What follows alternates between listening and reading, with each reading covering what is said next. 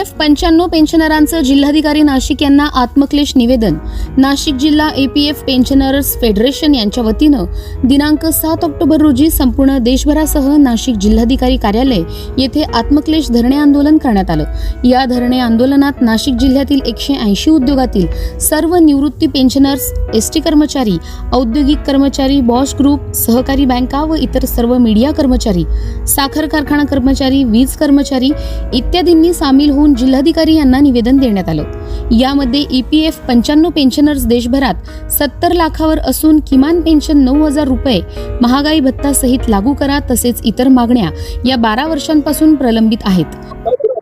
संपूर्ण देशामध्ये EPF 95 pensioner जे आहेत 2011 पासून आक्रोश करतायत की किमान पेन्शन 9,000 रुपये महागाई भत्त्यासह लागू झाली पाहिजे। या संदर्भात सातत्याने प्रयत्न करत आहोत। याबाबत भगतसिंग कोश्यारी कमिटी असेल, त्याचप्रमाणे इतर शिफारसी असतील, सुप्रीम कोर्टाने सांगितलं की जगण्या इतकी पेन्शन दिली पाहिजे, परंतु मोदी सरकार या देशातील 70 लाख EPF 95 पेन्शनरांना फसवत आहे। यामध्ये साखर कामगार असतील, औद्योगिक कामगार असतील, एसटीचे सेवानिवृत्त कर्मचारी असतील, HL असेल, मायको असेल, सहकारी संस्थात काम करणारे कर्मचारी, असे 162 आस्थापनातील कामगार यांना कर्मचाऱ्यांना मिळणारी ही पेन्शन आहे। आणि जगण्या इतकी पेन्शन 9,000 रुपये महागाई भत्त्यासह लागू करा, मोफत आरोग्य सुविधा द्या, यासाठी देशातील 70 लाख पेन्शनर्स आक्रोश करतायत। मात्र केंद्र सरकार सातत्याने दुर्लक्ष करते, म्हणून आज संपूर्ण देशामध्ये आम्ही आत्मक्लेश आंदोलन करत आहोत।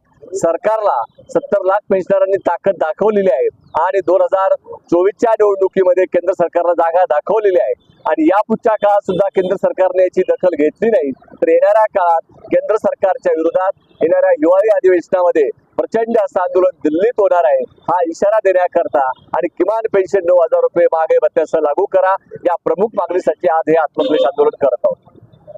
केंद्र सरकारचं लक्ष वेधून घेण्यासाठी नाशिक जिल्हा EPF पेन्शनर्स फेडरेशनने संपूर्ण भारतासह आत्मक्लेश धरणे आंदोलन करून सरकारला जाग करण्यासाठी हे आंदोलन करण्यात आलं।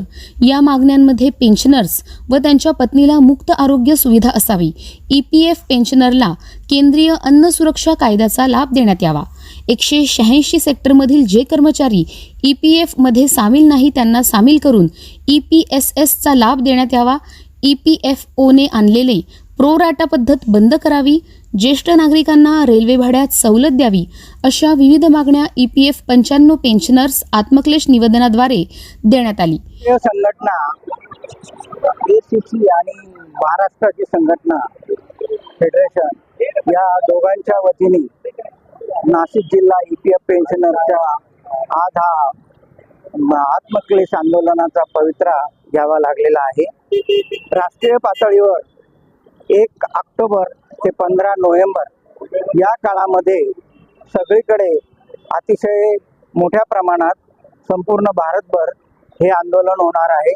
या निमित्ताने केंद्र सरकारला आम्ही आत्मक्लेश करून विनंती करू इच्छितो की येणाऱ्या 8 दिवसात याच्याविषयी योग्य तो निर्णय घेऊन या EPF 95 पेन्शनरांचे प्रश्न मार्गी लावावे, अन्यथा जे काय होईल त्याच्या परिणामाला केंद्र सरकार जबाबदार असेल। याविषयी आम्ही पूर्णपणे आता निराश झालेलो आहोत।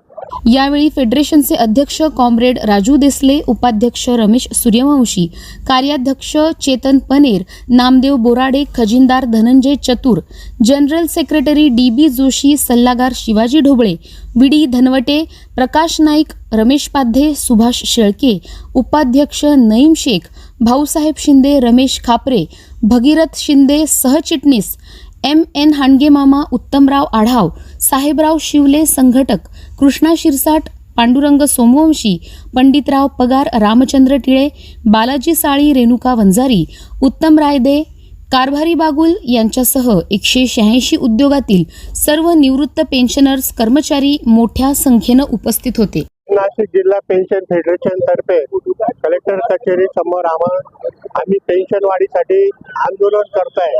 गेल्या 10 वर्षापासून हा पेन्शनचा लढा चालू आहे, पण या पेन्शन वाढीबाबत केंद्र सरकार आणि मोदी सरकार अजून निर्णय घेत नाही।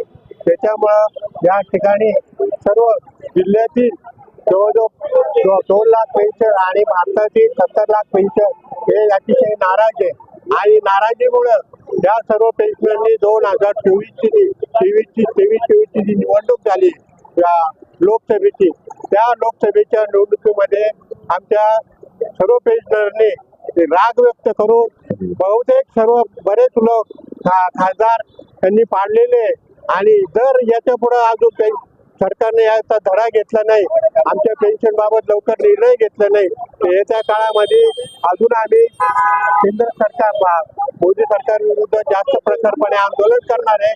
आणि हिवाळी अधिवेशनमध्ये मोठ्या प्रमाणात जवळजवळ 5 ते 6 लाख दिल्ली येथे जाऊन तिथे आंदोलन करणार आहे. हम सब EPF 95 पेन्शनरांना फसवणाऱ्या मोदी सरकारचा जो पेंशनर की बात कहेगा वही देश पे राज करेगा, जो पेंशनर की बात करेगा वही देश पे राज करेगा. हम सब एक है. कोण म्हणतं देत ना पेन्शन फेडरेशनचा नाशिक जिल्हा EPF 95 पेन्शन फेडरेशनचा पुढे राज्य परिवहन महामंडळातून 25 वर्ष सेवा देऊन करून सेवानिवृत्त झालेला आहे आणि EPF 95 पेन्शनचा मेंबर आहे. या देशाच्या उभारणीमध्ये रक्त आटवलेल्या सर्व EPF 95 कर्मचाऱ्यांवर केंद्र सरकार गेले अनेक वर्ष अन्याय करत आहे. 11 वर्षापासून पेन्शन वाढीची मागणी केंद्र सरकारने दुर्लक्षित केलेली असून त्याबाबत अतिशय पेन्शनरांच्या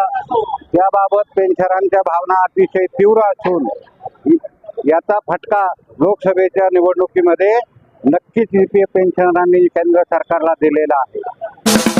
सपनों से हर घर सजाएंगे, डॉक्टरी अप्लायंसेस ले आएंगे, प्लास्टिक हाउस होल्ड लाएंगे, प्रेजेंटेशन आर्टिकल्स ले आएंगे. Sony Gifts, Shalimar Nasik.